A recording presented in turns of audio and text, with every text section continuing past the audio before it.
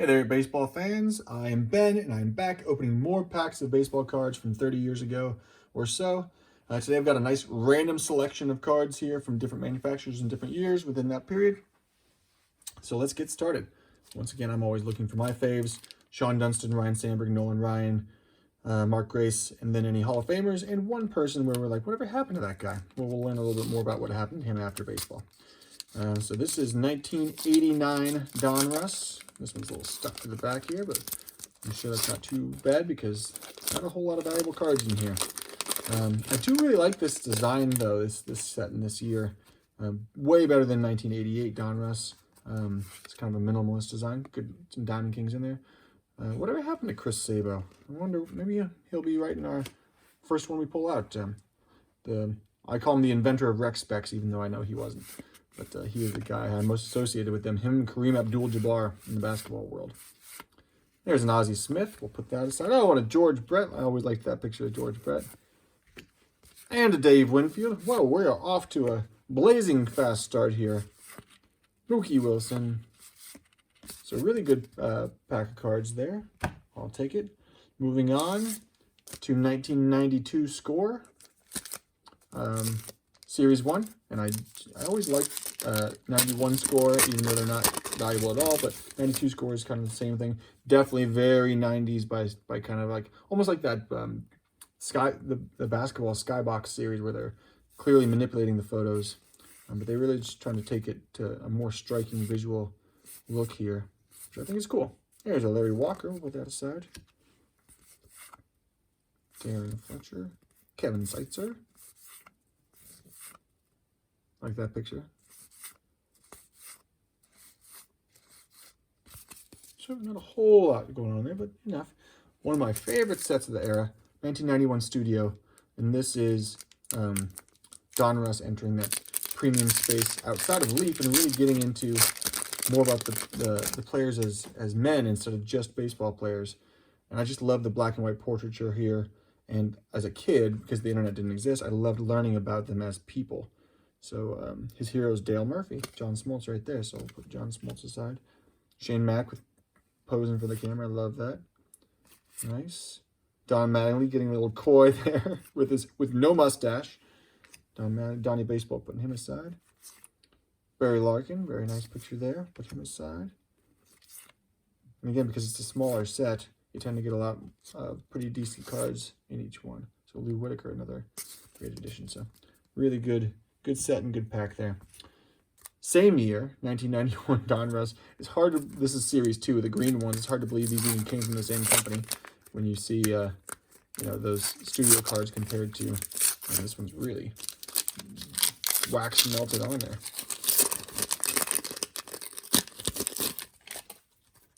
All right. Comparing these two cards here. Wonder which one's the premium. Tuffy Rhodes, Dale Murphy, there he is, Mr. Clean. Remember this same year they had a card with him and Lenny Dykstra, Dr. Dirt and Mr. Clean. There's two opposites there. So, all right, so nothing coming out of that 91 Donruss pack. This is 1990 Upper Deck, the year after their debut. And again, Upper Deck, the one that kind of changed the game for everybody by making everything feel premium with really good pictures and imagery. And it made everybody else raise the game, so that's why all those premium sets started coming out after that. Which I think was a good thing. Look, there's my buddy, Sean Dunston, back there behind Ed Whitson.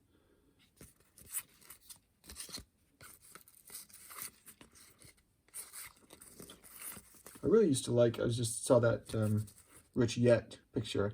I remember in the Beckett Baseball Card Price Guide, which I used to subscribe to. I love that. They used to do, there's a Mariners sticker. They used to do people that would take the cards and like deface them to make them into jokes. And Rich Yeti was what he turned into. And he turned into an abominable snowman. I just love that. What a great editorial series that was. There's Mark McGwire. All right. Nice artwork there. And here's Bo Jackson.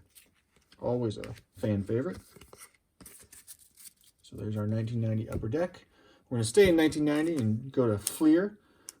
1990 Fleer, which was Not a particularly well thought of set. I kind of like it though, you know. It's simple, comes with the sticker, but, you know, maybe not the greatest design or not the greatest quality. Certainly, I think the imagery is a little fuzzy. The graphics are always a little fuzzy on these, but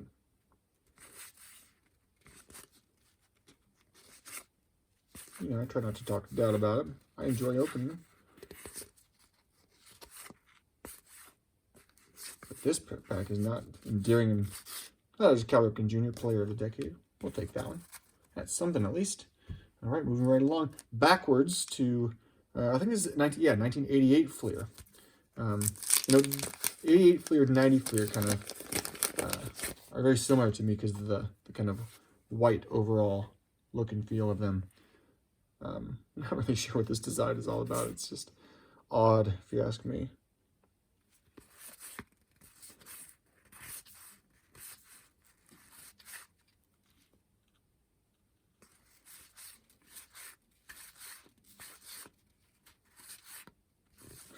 Just not a whole lot to say about this, to be honest with you. Not a great pack, not a great set, but there it is. Moving ahead 1 year to 1989 Fleer. This set is, I feel like people have some reverence for this set, maybe because there is a Griffey involved, plus a bunch of errors, the Billy Ripken, the Randy Johnson error included. Again, not the world's greatest design, but there's Sandy Alomar Jr., I believe probably a rookie.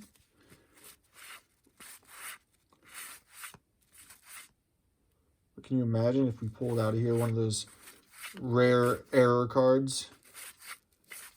It doesn't look very likely now. In fact, we pulled nothing out of there.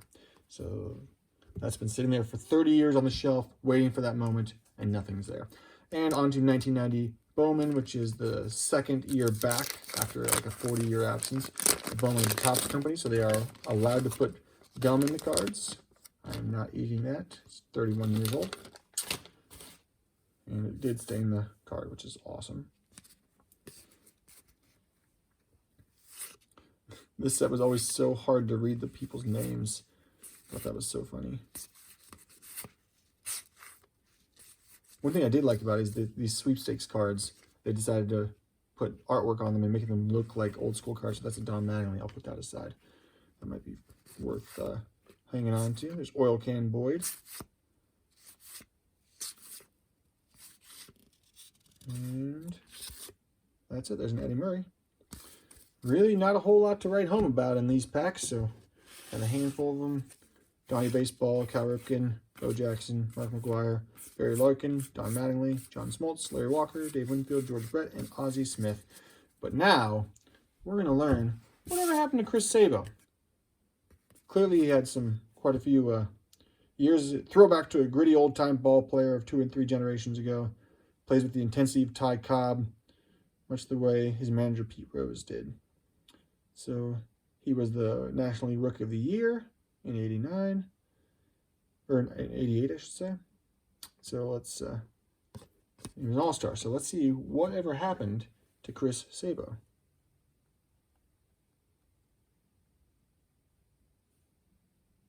Not Saban, Chris Sabo, American baseball player. There he is. End up moving on to the Orioles, the White Sox, and the Cardinals. Currently the head baseball coach at the University of Akron. There you go. So again, moved on to. There's got to be some of these players who don't move on to be coaches because there just aren't that many coaches, I think, in the world. But looks like he played for about eight or 9 seasons. Started in 88 and finished in 96 with the Reds. Hit 268 with 116 home runs, 426 RBIs. 3-time All-Star, World Series champion in 1990, Rookie of the Year in 88, as we said. Did make the Cincinnati Reds Hall of Fame. But really, not a terribly remarkable career in that sense. A few things here. Collegiate ball. See if there's anything worth mentioning in here. Yeah. Injuries. Final season. He did not go well in his final season at his homecoming. Shattered his bat, which was filled with cork. Oh no, he corked his bat. 7-game suspension. He says he never corked a bat in his life, even saying to the press afterwards, "I can't even change a light bulb," claiming that the bat in question belonged to another player that he wouldn't name. Interesting. That's hardly a good endorsement for the cork industry, the fact that he hit so poorly that year. Spuds, because he looked like Spuds McKenzie.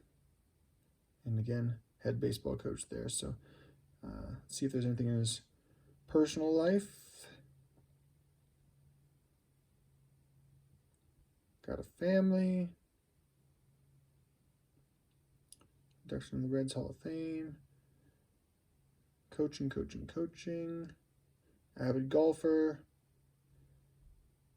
Well, in any case, seems like a fairly normal guy with a wonderful life and career in baseball, playing and coaching and beyond. So, nice work, Chris Sabo. Hope you actually didn't cork that bat on purpose. It didn't seem to help you too much. Hope it didn't ruin your reputation too much. But hats off to you for having a decent career in the show, as many of us would love to have had, fleeting as it might be. Hope you guys enjoyed it. See you next time.